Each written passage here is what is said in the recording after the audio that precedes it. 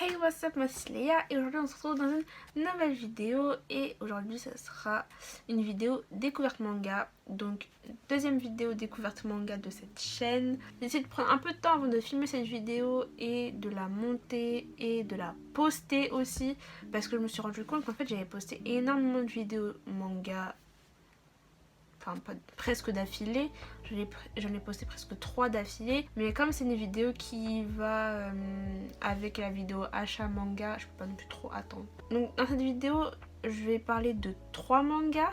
C'est des mangas que j'avais déjà présentés dans ma vidéo achat manga du mois de juillet. Donc si vous l'avez pas vu, je le mettrai dans le petit i et en barre d'infos. Donc si vous l'avez pas vu, bah allez la voir après cette vidéo. Voilà. Et du coup, ces 3 mangas sont Analog Drop, Blue Lock et A Sign of Affection. Voilà. Donc je vais commencer avec Analog Drop, mais en fait je peux pas vous montrer le manga en lui-même parce que je l'ai pas sur moi, j'ai prêté à ma cousine les 2 tomes. J'ai prêté à ma cousine les 2 tomes, donc du coup j'ai pas le manga sur moi. Donc Analog Drop, c'est le nouveau manga de Natsumi Aida qui est sorti, si je dis pas de bêtises, en France il est sorti cette année. C'est un manga en 2 tomes, donc le manga est fini, voilà. Un manga court, ce qui est pas très étonnant parce que Natsumi Aida nous a proposé en général que des mangas qui étaient courts. Class c'était un manga de 1 tome. Ugly Princess, je crois, c'était un manga de 7 tomes. Elle en a sorti un autre dont je me souviens plus du nom, mais c'était pareil, 1 tome. Et la seule série qu'elle a fait avec beaucoup de tomes, c'était Switch Girl. Et il y avait 25 tomes avec en plus un fanbook. Actuellement, j'ai presque tous les tomes de Switch Girl. En fait, j'ai lu tous les tomes de Switch Girl. Et il me manque juste de 1. C'est le tome 17. Mais je les ai tous lus. Clairement, je les ai tous lus. Switch Girl, c'était un gros coup de cœur. Clairement, je crois que c'était la série, mon premier manga que j'avais fini en fait en totalité, en collection. Et voilà, j'ai kiffé.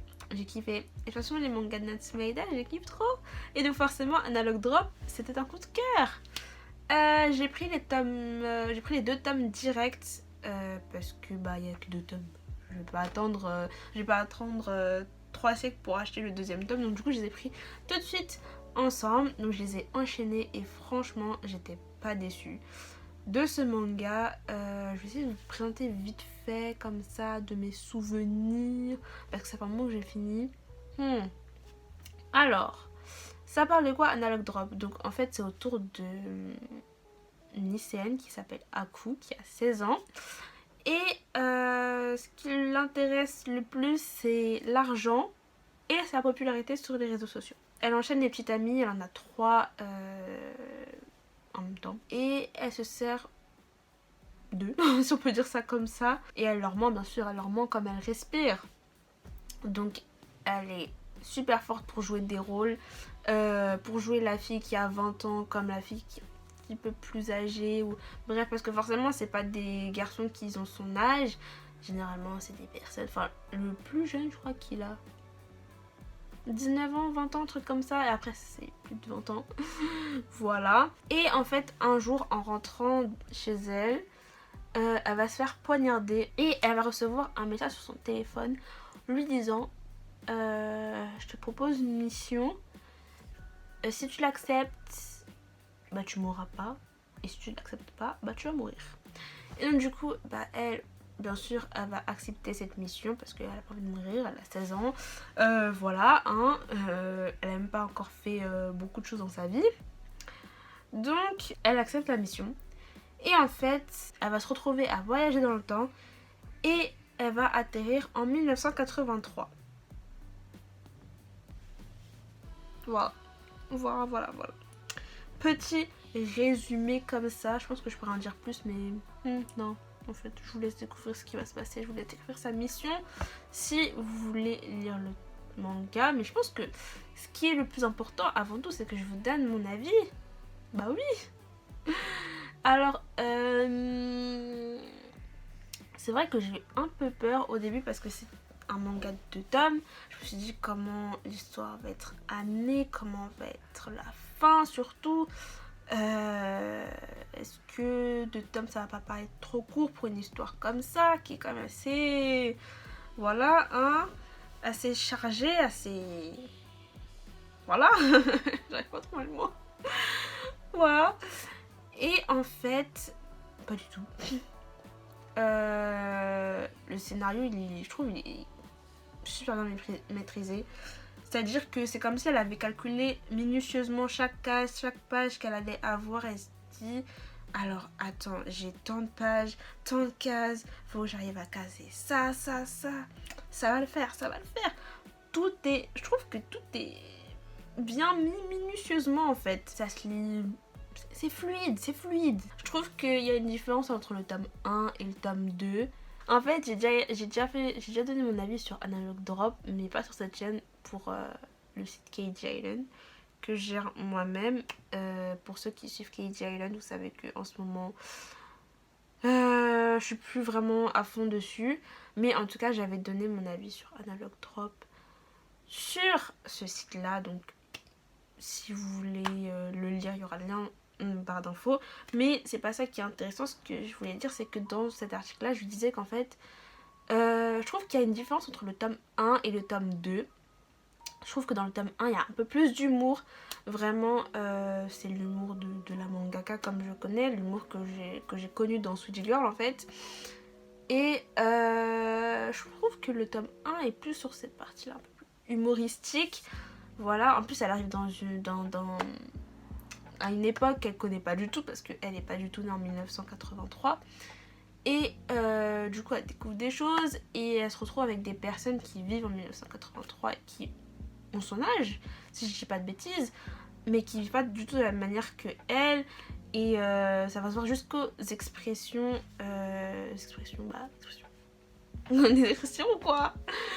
Ça se va se voir jusque dans les expressions où genre elle va sortir quelque chose et la personne à côté va regarder en mode mais t'es pas étrangère toi, c'est bizarre, je comprends pas ce que tu me dis en fait. Alors que clairement bah ça reste, il parle japonais, mais la langue a évolué aussi avec le temps. Et les expressions aussi ont évolué avec le temps surtout. Donc voilà, et c'est très drôle. C'est que ce que j'aime aussi, c'est que tout est fait avec précision. C'est que dans ce manga, clairement, tu te retrouves réellement en 1983. Il n'y a pas que le personnage qui est en 1983, tu es avec le personnage en 1983. La mangaka, elle a pas pris ça... comment on dit ça? Elle a pas pris ça à la légère. Elle a vraiment fait en sorte que nous aussi, on ait l'impression de se retrouver dans une autre époque. Que ce soit au niveau des habits, des coiffures, au niveau de quoi d'autre, bah voilà, les expressions. Et ce qui est drôle aussi, c'est qu'elle dit dans le manga, parce que vous savez, il y a des petits moments où, je sais pas, enfin, il y a des petits moments où les mangaka aiment bien laisser des petits mots. En tout cas, Natsumi Aida aime bien le faire. Et elle disait que pour ses personnages, elle s'était inspirée d'acteurs et de personnages des séries qu'il y avait dans les années 80. Et je trouve ça juste trop ouf de dire que certains personnages, en fait, ils ont été inspirés par le jeu d'acteurs de personnalités des années 80. C'est incroyable, vraiment incroyable. Quand elle disait que il y avait certains des personnages de ce manga, en fait, des personnages secondaires et principaux, je crois, ouais, qui étaient inspirés en fait de personnages de drama. Voilà. Et en plus, ce qui est drôle, c'est que c'est toujours le même drama en fait. Donc voilà. Et du coup, à la différence du tome 1, dans le tome 2, je trouve que c'est plus sérieux. On est vraiment sur quelque chose de plus sérieux, moins de rigolade. On sent la fin venir aussi. Et ouais, je trouve que tout ça est maîtrisé parfaitement. En tout cas, moi, je vous recommande à 10 000%. En plus, je vous dis, il y a 2 tomes. Franchement, moi, j'ai kiffé. Et la fin est super parce qu'en fait, toutes les questions que tu te poses, en fait, sont répondues à la fin. À la fin, même, je vais pas vous spoiler, mais tu te poses la question par rapport à un certain personnage dans cette histoire-là. Et vraiment, quand je vous dis que tout est maîtrisé, tout est fait minutieusement. C'est que vraiment les 2 dernières pages, ta question c'est bon, il n'y a plus de questions, on a répondu à ta question. C'est incroyable, vraiment incroyable. J'ai kiffé et je vous le recommande tout simplement. Voilà. Ensuite, deuxième manga, Blue Lock. Quand je vous en avais parlé dans la vidéo achat manga, j'avais pas du tout fini ce manga. J'avais à peine commencé. Depuis j'ai fini, hein. Logique, sinon il n'y aurait pas cette vidéo. Je kiffe. Je kiffe. Je pensais pas que j'allais autant aimer ce manga. Je trouve l'histoire vraiment originale. Ça propose un autre point de vue sur le football, d'autres enjeux. Pour être clair, précis et rapide surtout, l'histoire tourne autour de 300 joueurs, on va dire ça comme ça. Surtout un personnage. Non, le personnage principal c'est lui. Comment il s'appelle, je sais plus. Il s'appelle comment? Help. Je crois qu'il s'appelle Yoichi Sagi. Oui, je crois que c'est ça en plus. Ouais, ça tourne autour de lui, de 299 autres joueurs. Et en gros, ils vont rejoindre un camp d'entraînement très spécial et très hard. Que ce soit au niveau des entraînements, ou enfin pas des entraînements en soi, mais ouais, on sait quand même. Surtout de la façon dont ils sont, on va dire, entraînés entre guillemets. L'enjeu c'est quoi? C'est que là, c'est Coupe du Monde 2018. L'équipe de football du Japon est éliminée en 8e de finale. Et des personnes qui sont fans de foot, voilà. Surtout 2 personnes en particulier. Elles en ont marre de voir que l'équipe perd en Coupe du Monde et veulent que le Japon revienne avec la Coupe du Monde, gagne la Coupe du Monde quoi. Logique. Et ils décident de mettre en place un truc de ouf qui s'appelle le Blue Lock. Clairement dans le Blue Lock, l'esprit d'équipe ça n'existe pas. Il n'y a pas d'esprit d'équipe. Le but c'est de trouver l'unique attaquant qui permettra de gagner la Coupe du Monde. Clairement, ils reposent tous leurs espoirs sur un attaquant qui va être incroyable, jouer incroyablement bien et qui va permettre à l'équipe japonaise de gagner la Coupe du Monde. C'est fou, c'est beaucoup d'enjeux, mais ils décident de se lancer dedans. De toute façon, why not, j'ai envie de vous dire. Mais ce que je trouve, c'est que l'histoire est intéressante, l'histoire est vraiment originale. Et les expressions des personnages. Oh là là, des expressions, vraiment. Là, je pense à lui, là. Les expressions sont, mais... c'est bien marqué, quoi.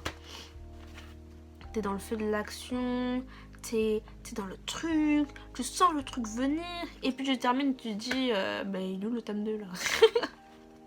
Non, vraiment, c'est super, et moi, j'ai hâte de commencer le tome 2. C'est stressant parce que tu te dis, purée, ils ont quand même leur avenir qui est en jeu, quoi. Enfin, ils ont tous pratiquement le même rêve. Et ils sont 300 et il n'y a pas 300 personnes qui vont accéder à ce rêve. Et j'ai appris, je crois, il n'y a pas longtemps, si je dis pas de bêtises, je crois que je dis ça à chaque vidéo, qu'il y a un animé qui va sortir sur Blue Lock en 2022, je crois. J'ai vu ça vite fait sur Instagram, que ça se trouve, j'ai que de la merde, mais franchement, je crois que Blue Lock en animé, ça peut être vraiment très puissant. Bref, un manga de sport, super. Pourtant, je suis pas genre une grosse fan de foot, genre... Ouais, je suis pas une grosse fan de foot, mais franchement, j'ai vraiment accroché. Next manga, A Sign of Affection de Akata. Je l'ai fini tout à l'heure. En fait, je me suis dit qu'il fallait que je filme cette vidéo. Du coup, vu que le manga en soi n'a pas l'air d'être très long, Enfin, le tome 1 du coup, enfin, il n'y a pas beaucoup de pages. Je me suis dit, autant le lire et peut-être avec un peu de chance, je vais le finir rapidement. C'est ce qui s'est passé. J'ai jamais lu un manga aussi vite de toute ma vie. Oh, mais les gars, ce manga... J'ai crié 4 fois au moins. Oh mon dieu. Oh mon dieu. J'aime trop ce manga. Comment résumer ça? En gros, c'est l'histoire d'une fille qui s'appelle Yuki, qui est étudiante à l'université. Je crois qu'elle est en deuxième année. Deuxième année ou première année? Je sais pas. Et en fait, elle est née avec un handicap, c'est qu'elle est sourde.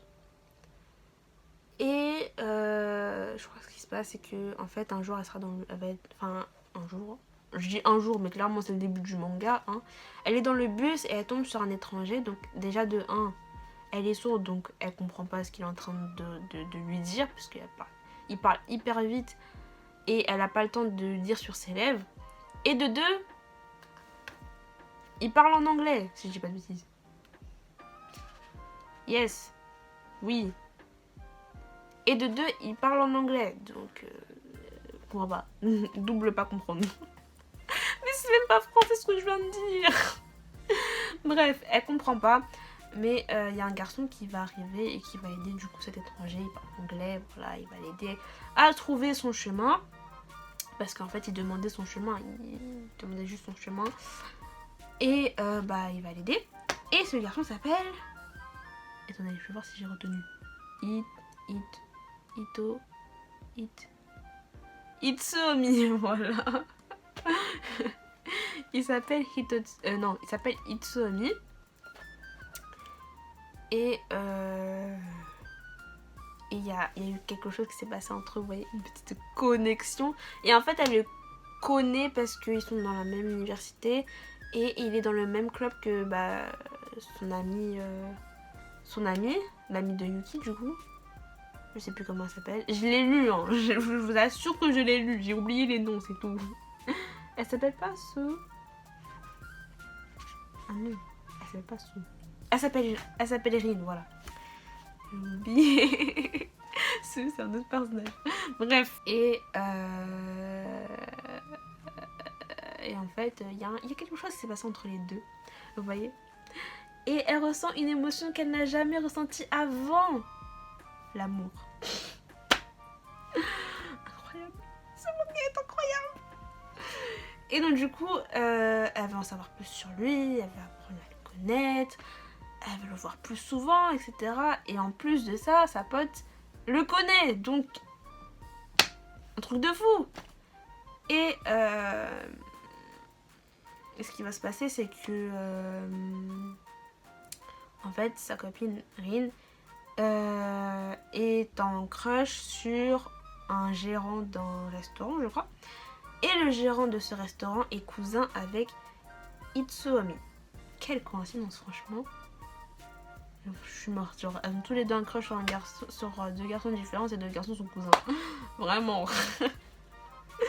Bref. Et bah, du coup, ils vont aller... Enfin, Rin décide d'inviter Yuki à venir au restaurant avec elle. C'est quelque chose qu'elle va faire. Et elle va revoir Itsuomi. Et je voulais savoir ce qui va se passer. Je veux pas vous en dire plus. Ce manga. Pourquoi ils ont fait un truc comme ça? C'est trop mignon. Il y a des scènes de rapprochement. C'est trop pour mon petit cœur.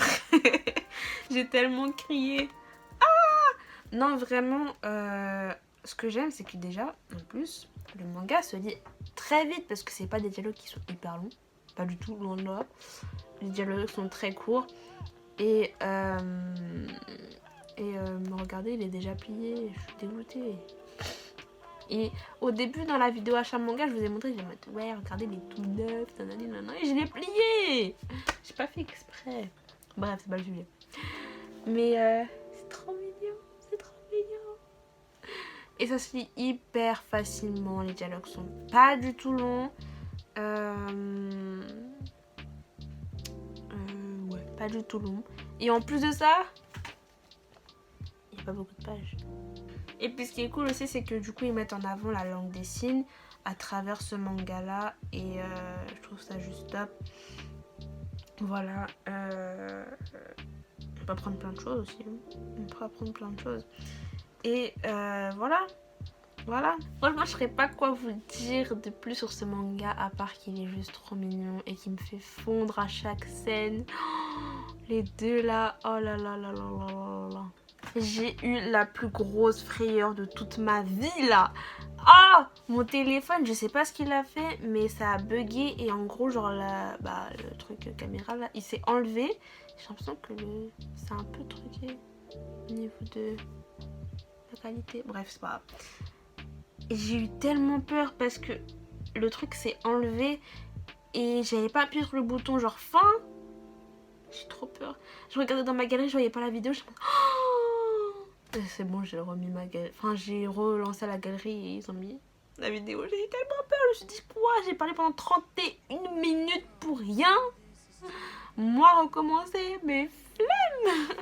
Bref, qu'est-ce que je peux dire? A Sign of Affection, genre, ce premier tome, c'est surtout au niveau de Yuki et Itsuomi, du coup, genre leur lien, leur rapprochement, la communication entre les deux, il y a plein de choses. Vraiment, il y a plein de choses. Et je trouve que c'est très doux, c'est très doux. C'est très doux, c'est très mignon, c'est doux. Et je kiffe. Franchement, je kiffe. De toute façon, je crois que les mangas d'Akata, je suis jamais déçue. Là, genre Akata nous a proposé Analog Drop, où clairement on voyage dans le temps, on se retrouve en 1983. Et il nous propose A Sign of Affection, un truc tout doux, tout... trop mignon. Trop mignon. J'adore. J'ai l'impression, c'est comme Disney Pixar, genre. Il nous propose d'abord Soul, un gros truc comme ça, un film qui te fait réfléchir et tout. Incroyable, juste une pépite, un chef-d'œuvre. Puis ensuite, il propose Lucas, un truc très doux, très posé, très été. Voilà, c'est tout. Bref, je pense que cette vidéo est finie. J'ai clairement rien à rajouter d'autre. En tout cas, je tiens à vous remercier d'avoir regardé cette vidéo. J'espère qu'elle vous aura plu. N'hésitez pas à vous abonner à mes différents réseaux sociaux. Voilà. Instagram, TikTok. C'est tout. C'est tout.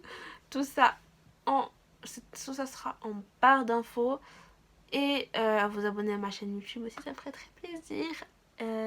Et à liker, commenter et partager cette vidéo si elle vous a plu. J'adore les commentaires, donc laissez-moi des commentaires, ça me fait toujours plaisir. J'aime trop répondre aux commentaires. Et sur ce, je vous dis à la prochaine!